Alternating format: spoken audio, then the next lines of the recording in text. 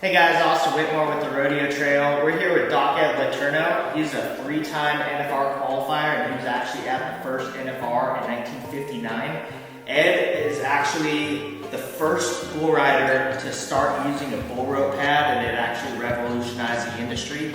And explain to us how it all started and what kind of happened and how it went from there.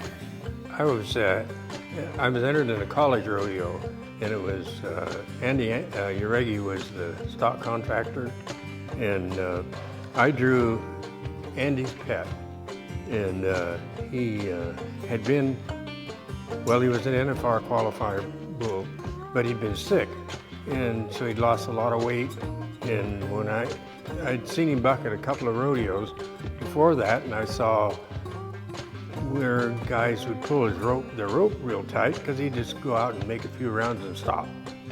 And I said, well, I'm not going to let that happen to me.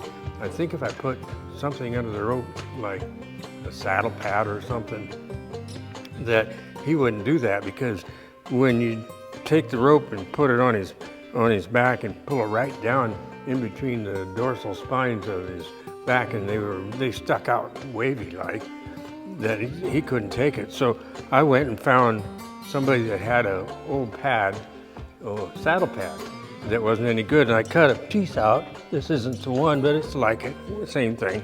And so I put that on the bull's back, and then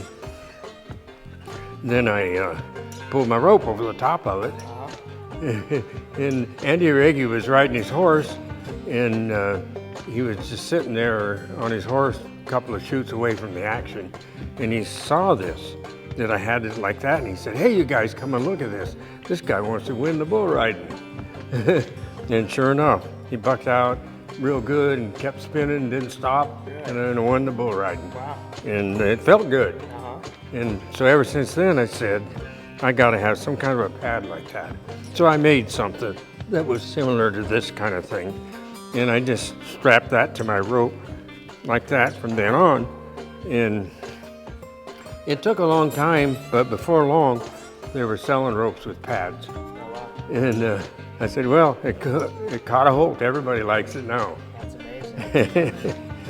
So what year did you start, and then how long did it take until it kind of caught on? Well, the first time I did that pad was in '61, and I'd say probably 5 or 6 years. A lot of guys would look at it and say, I don't like that, but they never tried it. Right. And then before long, I saw somebody else try it, and then somebody else, and before long, they were all doing it. It took probably 4 or 5 years. Oh, cool.